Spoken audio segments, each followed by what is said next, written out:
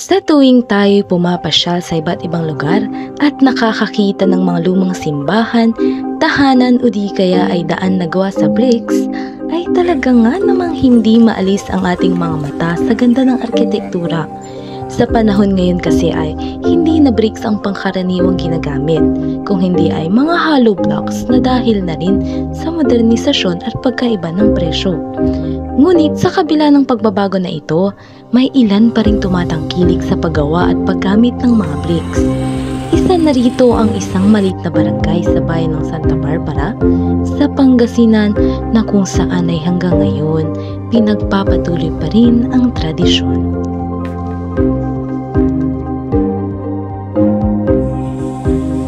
Dito sa isang maliit na barangay sa Ventimiglia, nakilala ko sila Nanay Jacqueline at Tatay Matt. Sila ay isang dekada nang gumagawa ng bricks dito. Ano pong tawag dito sa may panghawak po ninyo? Alo. Alo? Alo po. Tapos dito po Ito, sukugan. Sukugan ng uno yan, pipitan. Sukugan kanda. Yung pinipit-pit nyo po, saan po galing yung mga yan? Yan po yung, yung mga tinatapak po nila. yan, bundok.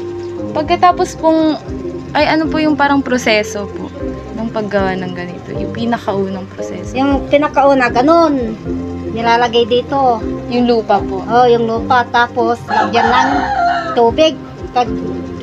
Yung inipon po nila sa may gitna? Lagyan ng tubig. Tapos, kuha ka ng kalabaw. Ay, kalabaw. Kalabaw ang magmamasan di tao. Tao asa ka kalabaw.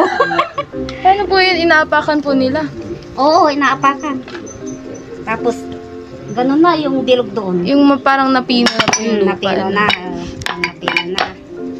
Tapos yun na po yung tapak. Sa tapos tatapak. Mayroon din yun, sukukan din. Umahan, kanda. Pag natapak na po, parang iba po yung ano no, parang maliliit po. Tapos yung isa yung malaki. 4 ito 1 by 2. May size. Habang nakikipagkwentuhan kay Nanay Jacqueline ay naisipan ko itong subukan. Ano? Parang mahirap po. Matagal na po kayo dito? Matagal na. Yung asawa ko, matagal na. Kung nagkakwanta, may biyahe siya. Pwede na po kaya yun? Kasi maraming nagkwakan kasi, kumukuha. Truck. Tapos saan po yung pinapadala? Sa ibang mga lugar? Sa mga ibang... Sa ibang bansa po ba nakarating din? Nakakarating din. Sa mga ibang bayan po ba gumagawa rin sila nito? Hindi, dito lang. Ay, Santa Barbara lang po. Dito, saka sa Manawag, mayroon din. Ang mga tambak na lupang ito ay kanilang ginagamit at iniipon upang ipamaso sa mga kalabaw na siyang gagamitin para sa pagtatapak, na kung saan ay kukunin nila yung mga namaso ng lupa upang ihulma sa isang lagayan.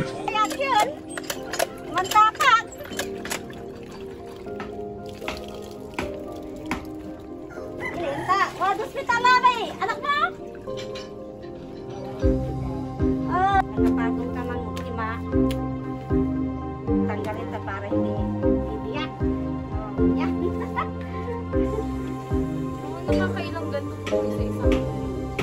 Sa isang araw, pag mabilis, 1,000.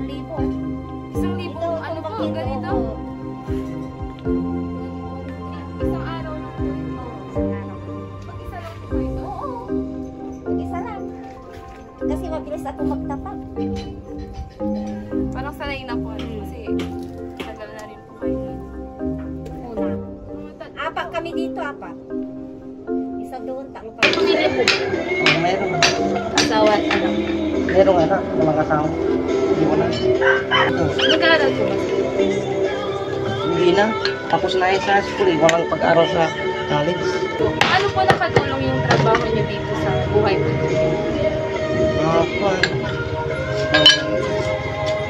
Nagpuan sa pamilya. Gaano na po katagal yung business po ninyo?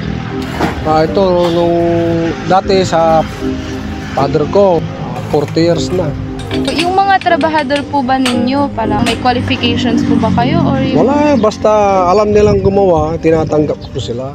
Kasi madali ding matuto yan eh.